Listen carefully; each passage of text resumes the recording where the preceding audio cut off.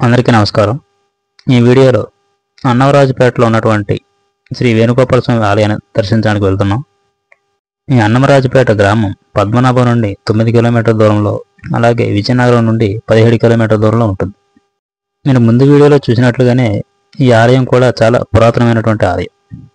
ఇక్కడ ఈ ఆలయం యొక్క ప్రధాన ద్వారాన్ని మీరు పరిశీలించినట్లయితే ద్వారానికి ఇరువైపులా ఉన్నటువంటి ఏనుగులు, వాటిపై ఉన్నటువంటి మావటీలను మనం చూడవచ్చు.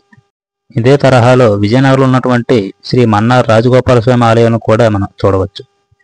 ఈ ఆలయ నిర్మాణం కూడా దాదాపుగా పద్మనాభంలో ఉన్నటువంటి శ్రీ మాధవ స్వామి ఆలయాన్ని పోలి ఉంటుంది. ఈ నిర్మాణ శైలిని చూస్తుంటే పూసపాటి వంశస్థుల నిర్మాణ శైలిని పోలి ఉన్నట్లుగా మనం చెప్పుకోవచ్చు. పద్మనాభం గ్రామంలోని దిగువ పద్మనాభ స్వామి ఆలయాన్ని పోలి ఉండటం మనం గమనించవచ్చు. ఈ ఆలయంలో విమాన గోపురాన్ని మినహాయిస్తే ప్రధాన మండపం, అలాగే గర్భాలయానికి ఎదురుగా ఉన్నటువంటి మండపం మనకి కళింగ నిర్మాణ శైలిని కలిగి ఉంటుంది. 800 ఏళ్ల క్రితం జంపన బంగారయ్యమ్మ ఈ ఆలయాన్ని నిర్మించారు. ఈ జంపన బంగారయ్యమ్మ విజయనగర సంస్థానానికి చెందినటువంటి మహిళ.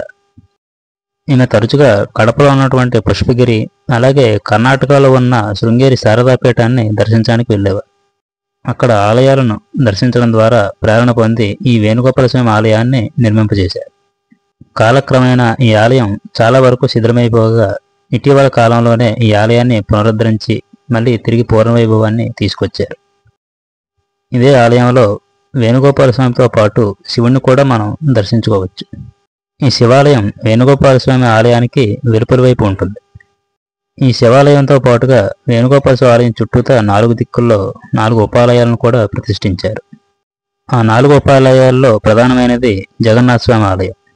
ఇక్కడ మనం శివకేశవులు ఇద్దరిని ఒకేసారి దర్శించుకునే అవకాశం కూడా మనకి ఈ ఆలయం దర్శించడం ద్వారా కలుగుతుంది. ఈ ఆలయం చాలా వరకు శిథిలమైనప్పటికీ కూడా స్థానికుల చొరవతో ఈ ఆలయాన్ని జీర్ణోద్ధరణ గావించి పూర్వ వైభవాన్ని తీసుకొచ్చారు. ఈ మండపంలో ఉన్నటువంటి ఈ స్తంభాలను ఒకసారి మీరు చూసినట్లయితే లోపల ఉన్నటువంటి స్తంభాలకి, అలాగే బయట ఉన్నటువంటి స్తంభాలకి కాస్త తేడా అనేది మనం గమనించవచ్చు.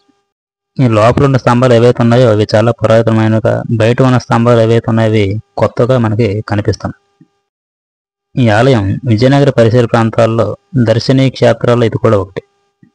అలాగే ప్రముఖమైనటువంటి పురాతనమైన కట్టడంగా మనం చెప్పుకోవచ్చు.